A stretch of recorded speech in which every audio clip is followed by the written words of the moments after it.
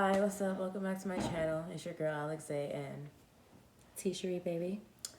and I don't know how to to begin because I wasn't really expecting to make this type of video and just put my my feelings out there and my private stuff out there and stuff, but I feel like I should because I feel like a lot of people every day in society they lose people that they love, and I feel like sometimes it kind of destroys people to the point where they feel like they want to kill themselves, or they go to this really dark place and they feel like they don't have no one to go to how they feel. So in this video, we're actually decided to share our own personal experience of how to deal with a loved one during death. We've recently lost someone very dear and very close to us, and the reason why you guys probably seen multiple videos of us lately is because we can't be alone in this time of grieving, and because this person was very close to us. So we're only hoping that we're able to help other people who may be dealing with some of the same things. I know I went on YouTube kind of looking for comfort in how to deal with someone dying, and I didn't find a lot of materials. So we hope our experience can be able to help you. So last week, I got me and T and everybody in the family. I was at home and I got a phone call from my mom because she wanted my sister to pick her up so we can go to my grandma's house because my grandmother stopped breathing. And at the time, I didn't really want to go and see her in person because I really had a really bad feeling, especially since that day it was really feeling off and weird, and I just felt like my grandma I just felt like it was just over. And at that time, I just really wanted to just kill myself, just end myself, because my grandmother was everything. She raised me. I had so many people made an impact in my family that raised me. There was multiple people that raised me, and she was one of them. Around that same time, I got a phone call, and I was a lot further away. I was in a different state. I did hear from Alexandra. She was like, if you're on your way, I don't know if I can come because I feel like it's going to be a really bad situation. At the time, I was positive, she's been in the hospital before. This is going to be fine. I'm just going to be on my way. We're going to be fine. Everyone's being dramatic. Because my grandmother was very strong woman. She not only raised her siblings growing up, she also raised her own kids, and then she raised her kids, which is her grandkids, and then she raised great grandkids, and many grandparents. They can't say that they did that. And then I consider her as my mom because my mom wasn't in my life, so she was technically my grandmother, who was also in Alexei's life, and like she said, she raised a generation of kids.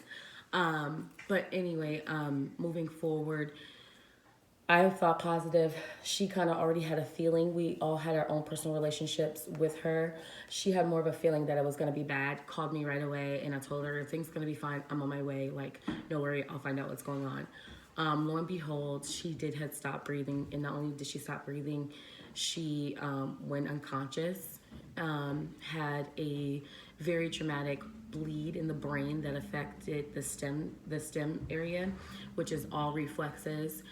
So she was unresponsive, and as well as brain dead. Yeah. And on life support. Earlier that week, I guess supposedly my mom and my aunt, they had said that she kind of was having problems. I guess she was saying that she had many strokes and stuff. Doctors are saying that she did, and even people in my family, they were saying that she did too. So that caused her fall. So she had fell earlier this week, and I guess that caused her to stop breathing because she had a stroke, a couple strokes, and then she fell. And since she's older, it's more dangerous. She was in her 70s. She was very active. She was raising my nieces, which were my sister's kids, who are 2 and 4. Very, very active young children. So no one knows exactly how she fell.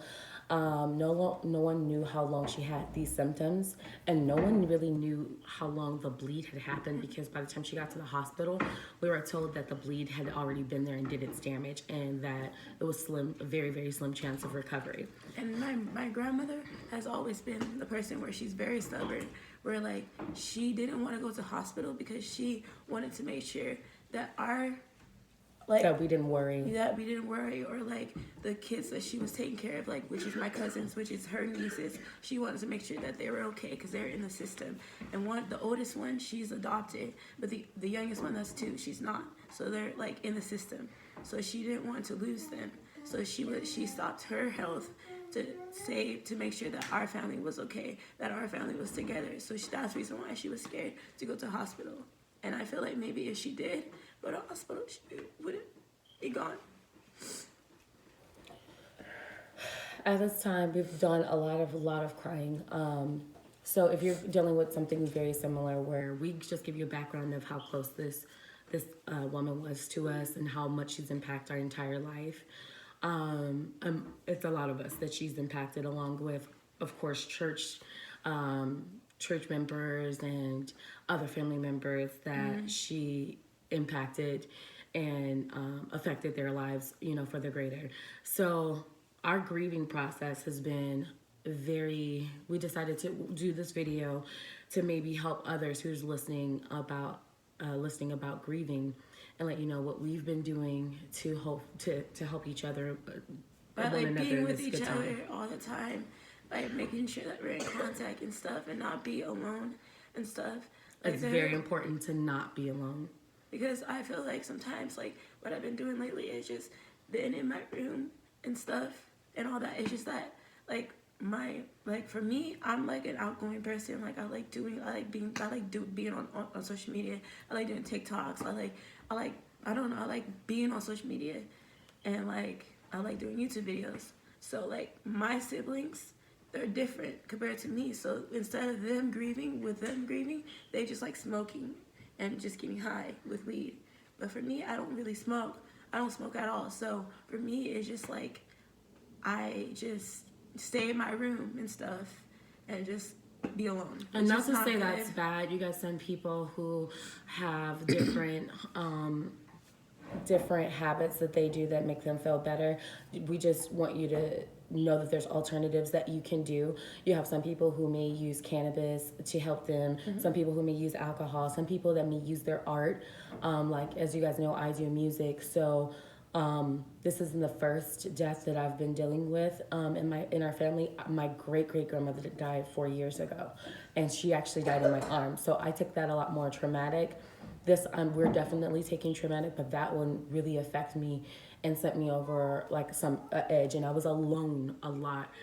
And she was with my great grandmother. Yeah, and she was there when she died. And I was alone a lot though after with the grieving, which sent me into a really, really dark place. And so the most important advice that we can give you is to try to be with loved ones, family members, blood or not blood, or really good friends that have been there with that loved one, because you can share really good memories about that person. It'll help you remember good things about them, good experiences, and we even, like, just being amongst each other, came up with the idea already that we want to get her name tattooed. Like, me and Alex, we don't even have tattoos. I'm not really a tattoo person, but like I low-key feel like I want one.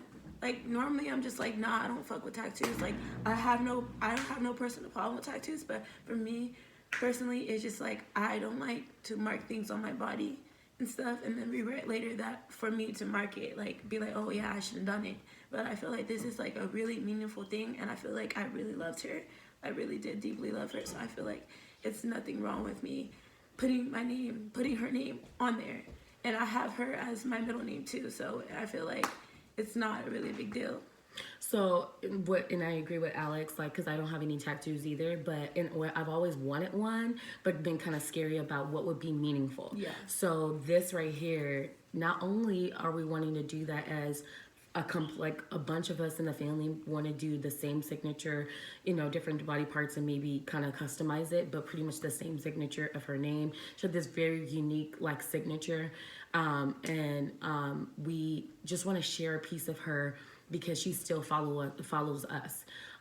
So we recommend that, of course, number one, not to be alone. Share memories with loved ones who knew that person very well, so that you can go back and forth and share the great things about them.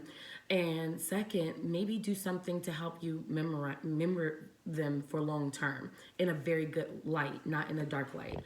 The other thing that we would recommend is talk about it. Talk about it. Talk about the good and the bad. Like Alex Zay's, her experience with my mom is a lot different than mine. My mom was very, very tough and hard on me, made me work hard, was just very hard, less nurturing, but more hard. She always just told me that she was the oldest and I was the oldest. And so I needed to set a better example for my siblings and those who were watching and would follow in my footsteps. So, and then, you know, my mom was a lot more younger then and had different values. And more energy, too. So she was just a hard woman, and anyone who knows her would vouch for me about just she could be very intimidating.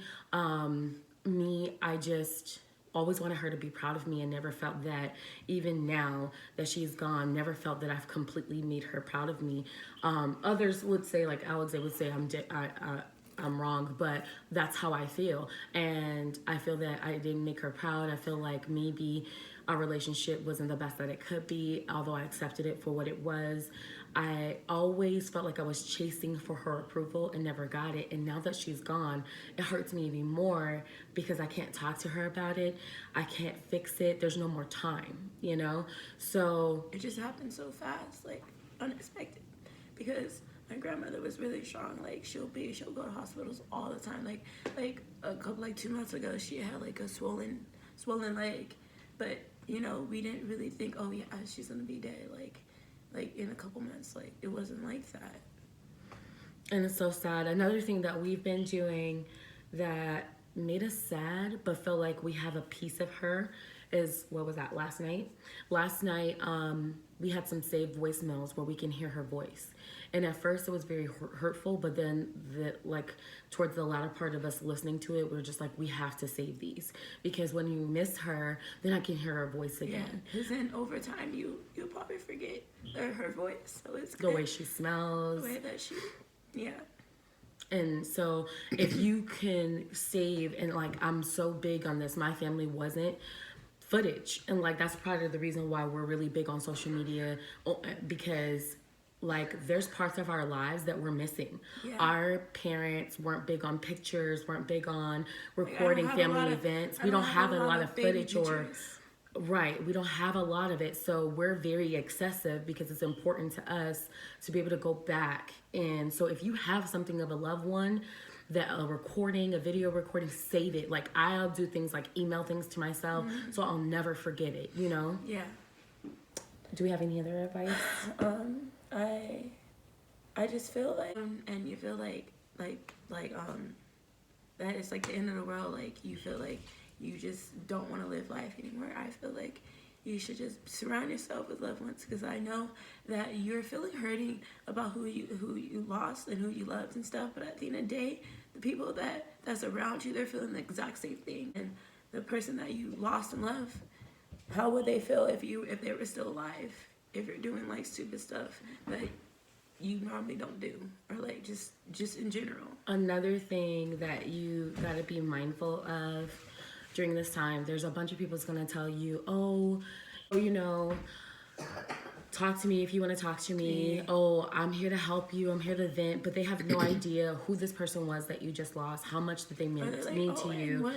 What's been bothering me lately is like they're like, I'm gonna pay for your family, or like, oh, she's in a better place. Like I'm just getting so tired of hearing that. Like it's just fucking annoying sometimes. And there isn't nothing that anyone can tell you that's gonna make you feel better. So don't expect someone to be able to make you feel better, because it doesn't. And then you're gonna have a lot of people who, like, especially since what some of our experiences on social media, people who are fake, people who really are not concerned, people who just really want to know, oh, you're having a bad situation, and now they want to just be in your business. So you have to watch out for that. You might feel panic. You'll start like realizing like who your real friends are and who actually really care. And sometimes I've had complete strangers say more to me than people who actually knew my mom. Mm-hmm. I've had people who barely knew my mom actually come to see her, or rather than people who've actually known her for years. And it's so crazy to see, because you do find out, who really Who's cares really- about yeah. you during these times. You have friends, like my own personal experience, that you know, like childhood friends that I expected at a drop of a dime to be there and have been absent. And you just have to, these are some of the things that you might run into. Other physical things you might run into. Some of our family members feel like she's around, like in spirit. I don't know, I'm not trying to sound all, you know, trying to go there spiritually, because I know everyone has their own beliefs about where loved ones go after death. But you may feel like their spirit is still there. Some of them feel like some people may feel like you'll never see them again. And some people feel like, no, their spirit is still around. They're still looking for me. Or some people believe in heaven and hell. But whatever it is that you believe, just know a piece of them is still with you and with your loved ones. And the more loved ones that you surround yourself with, friends or family or whatever, you'll get beat. Sometimes, like, even now, like, sometimes my family members will do something silly or something like that, or, like, especially her. And I'm like, bruh, you're just like grandma. And then sometimes, like, I've experienced physical issues. I literally felt like, and I felt something similar with my grandmother, but it was a lot different. With my grandmother, I felt like I had two heartbeats. Like, one was my heartbeat and the other was her heartbeat during my sleep. This particular night, I think the night before last, and literally we're talking to you guys, my mom just passed away on Monday, and this is Wednesday.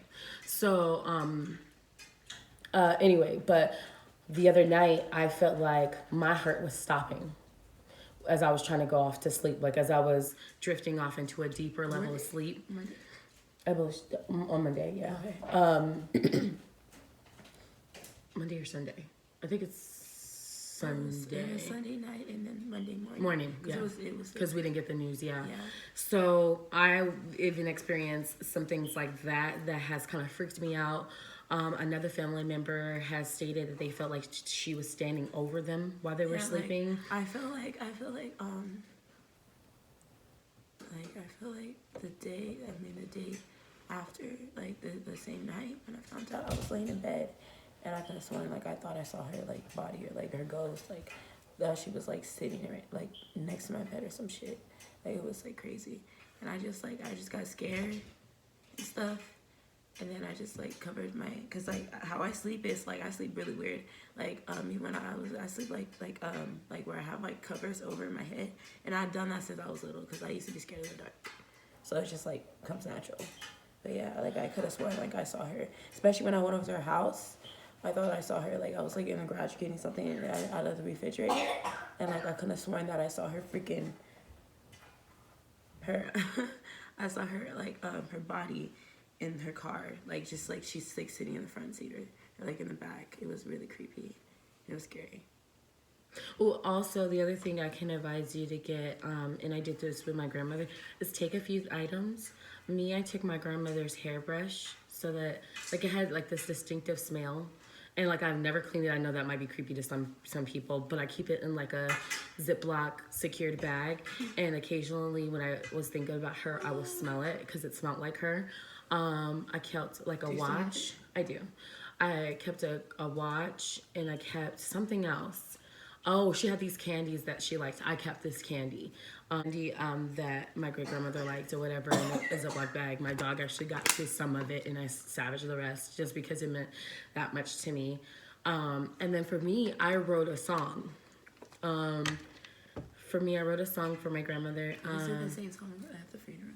I did, and I sung the song at the funeral because the song, I told her before she passed away, like 4 days before she passed away, I told her I wrote her a song, and I gave her, like, my first, like, tape and, like, dedicated to her, but I never got a chance to sing the song to her, so that broke my heart. For my mom, she had this nightgown I kept, and then she crocheted some things, so Yeah, I'm gonna... she was a really big crocheter. Like, So I'm gonna probably grab one of those items, but keep something that you can keep, like, forever, like, of them. Just to recap, we just want to give, hopefully, some of our advice of how we've been grieving and how we've been feeling and stuff. and how we've been coping with death, and it's not gonna get any easier. So Like I just feel like some moments I'm like sad, some moments I'm cranky, I'm mad, snappy at everybody. I just like it's just bipolar. Like I'm just going back and forth, like how like my moodiness, like just everything that's going on, and just like everything. And then if you need to use social media, use it too. Don't get alarmed if you get bashed. So I was on my Facebook page and I posted a picture of my mom on her hospital bed, and one person didn't particularly like it. And I did understand that that person was a little bit older, so they're grieving, like their generation of grieving. You don't do that. It's called exploiting your family members. But it's like we're in a new generation of how we handle things. And I also feel like, and I think Alexei would agree with me, is that social media figures, we don't just show the good stuff of our lives. Yeah. Like that's fake and that's not relatable, and it's not fair because you have younger ones who probably really be going through life issues and really looking for advice. I know I do. Like sometimes if I can't find the answers to stuff, I go on YouTube to look for when I was answers. little, I wish I had all this like stuff, and I wish I would have known like all this stuff, because like there's like a lot of stuff through my childhood that I had to deal with and stuff, and I didn't know about YouTube. I didn't know like, oh yeah, I can look up stuff. I didn't know about all that. And people who may be having the same experiences, because they'll give you different perspectives of things you can try. And sometimes those things work and sometimes they don't. Some for you, depending on your circumstances, or they resonate with you, or it might be something that you didn't even think of that you could probably try that ends up working for you. So what's big for us is that we're social media figures, and we don't just show the great parts of our lives. Yeah.